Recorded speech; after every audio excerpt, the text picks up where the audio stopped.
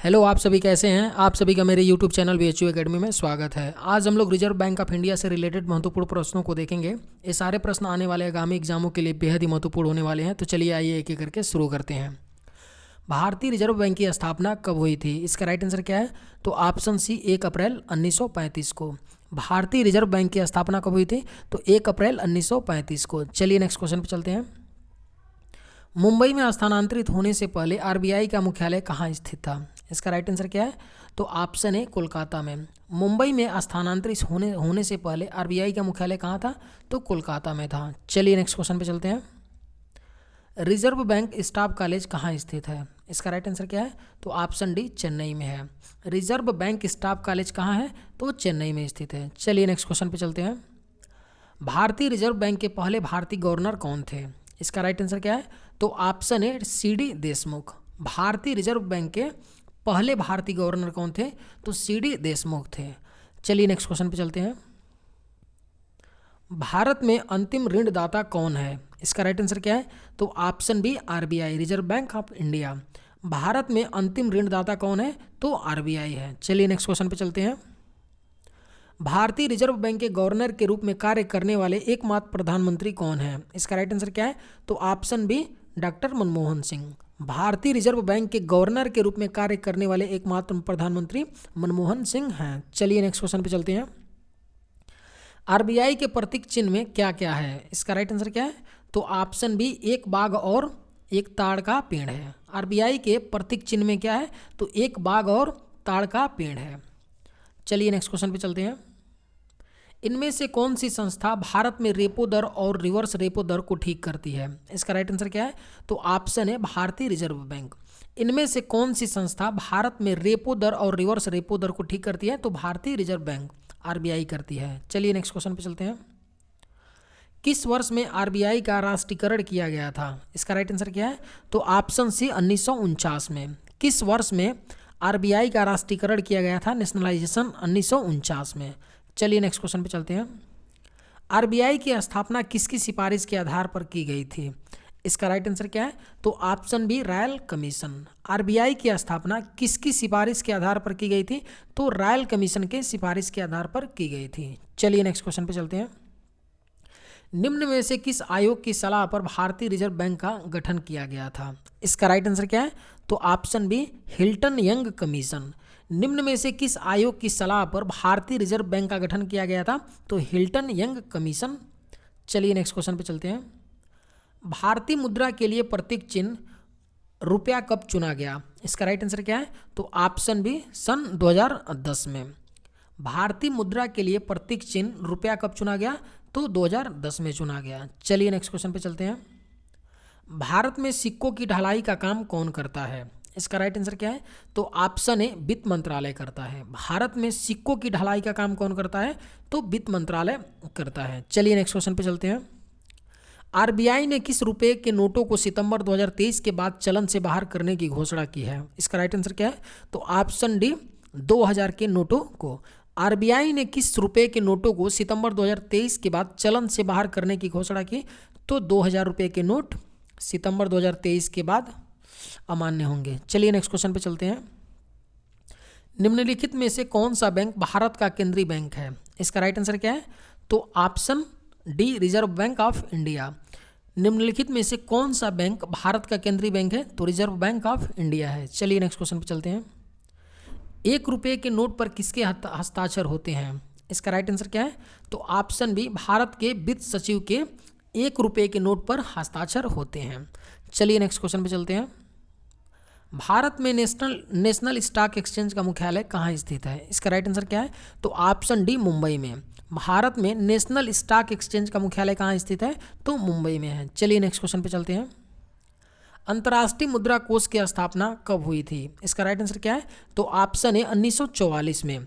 अंतर्राष्ट्रीय मुद्रा कोष, जिसे शॉर्ट में आईएमएफ भी बोलते हैं, की स्थापना 1944 में हुई थी। चलिए नेक्स्ट क्वेश्चन पे चलते हैं। आरबीआई का राष्ट्रीयकरण कब किया गया था? इसका राइट आंसर क्या है? तो ऑप्शन बी 1949 में। आरबीआई का राष्ट्रीयकरण 1949 में किया गया था। चलिए नेक्स्ट क्वेश्चन पे चलते हैं। भारतीय रिजर्व बैंक के पहले गवर्नर कौन थे? इसका राइट आंसर क्या है? तो ऑप्शन सी ओसबॉर्न स्मिथ थे। भारतीय रिजर्व बैंक के पहले गवर्नर कौन थे? ओसबॉर्न स्मिथ थे। लेकिन अगर ये पूछा जाए कि भारतीय रिजर्व बैंक के पहले भारतीय गवर्नर कौन थे, तो तब क्या आंसर होगा? सी.डी. देशमुख। लेकिन अगर ये पूछा जाए भारतीय रिजर्व बैंक के पहले गवर्नर कौन थे, तो ये एक अंग्रेज थे, ओसबॉर्न स्मिथ। यह पहले गवर्नर थे आरबीआई के। चलिए नेक्स्ट क्वेश्चन पे चलते हैं। वर्तमान समय में भारतीय रिजर्व बैंक आरबीआई के गवर्नर कौन है? इसका राइट आंसर क्या है? तो ऑप्शन सी शक्तिकांत दास है। वर्तमान समय में भारतीय रिजर्व बैंक के गवर्नर कौन है? शक्तिकांत दास हैं। चलिए नेक्स्ट क्वेश्चन पे चलते हैं। वर्तमान में आरबीआई के कितने डिप्टी गवर्नर हैं? इसका राइट आंसर क्या है? तो ऑप्शन ए 4 हैं। वर्तमान में आरबीआई के कितने डिप्टी गवर्नर हैं? तो 4 डिप्टी गवर्नर हैं। चलिए नेक्स्ट क्वेश्चन पे चलते हैं। भारतीय रिजर्व बैंक का लेखा वर्ष अकाउंटिंग ईयर कब से कब तक होता है? इसका राइट आंसर क्या है? तो ऑप्शन सी 1 जुलाई से 30 जून तक। भारतीय रिजर्व बैंक का लेखा वर्ष अकाउंटिंग ईयर कब से कब तक होता है? तो 1 जुलाई से 30 जून तक होता है। चलिए नेक्स्ट क्वेश्चन पे चलते हैं। चलिए सारे प्रश्नों का एक बार क्विक हम लोग रिवीजन कर लेते हैं। भारतीय रिजर्व बैंक का लेखा वर्ष अकाउंटिंग ईयर कब से कब तक होता है? तो 1 जुलाई से 30 जून तक होता है। वर्तमान में आरबीआई के कितने डिप्टी गवर्नर हैं? तो 4 डिप्टी गवर्नर हैं। Next question. वर्तमान समय में भारतीय रिजर्व बैंक आरबीआई के गवर्नर कौन है? शक्तिकांत दास हैं। Next question. भारतीय रिजर्व बैंक के पहले गवर्नर कौन थे? ओसबॉर्न स्मिथ थे। Next question. आरबीआई का राष्ट्रीयकरण कब किया गया था? 1949 में। अंतर्राष्ट्रीय मुद्रा कोष की स्थापना कब हुई थी? 1944 में। Next question. भारत में नेशनल स्टॉक एक्सचेंज का मुख्यालय कहाँ स्थित है? तो मुंबई में। Next question. 1 रुपये के नोट पर किसके हस्ताक्षर होते हैं? भारत के वित्त सचिव के। Next question. निम्नलिखित में से कौन सा बैंक भारत का केंद्रीय बैंक है? Reserve bank of India. Next question. RBI ने किस रुपए के नोटों को सितंबर 2023 के बाद चलन से बाहर करने की घोषणा की है? तो 2000 के नोट को। भारत में सिक्कों की ढलाई का काम कौन करता है? वित्त मंत्रालय करता है। Next question. भारतीय मुद्रा के लिए प्रतीक चिन्ह रुपया कब चुना गया? सन 2010 में। Next question. निम्न में से किस आयोग की सलाह पर भारतीय रिजर्व बैंक का गठन किया गया था? हिल्टन यंग कमीशन की सलाह पर। आरबीआई की स्थापना किसकी सिफारिश के आधार पर की गई थी? रॉयल कमीशन के सिफारिश के आधार पर। किस वर्ष में आरबीआई का राष्ट्रीयकरण किया गया था? 1949 में। इनमें से कौन सी संस्था भारत में रेपो दर और रिवर्स रेपो दर को ठीक करती है? तो भारतीय रिजर्व बैंक।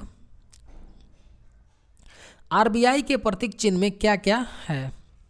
एक बाघ और ताड़ का पेड़ है आरबीआई के प्रतीक चिन्ह में।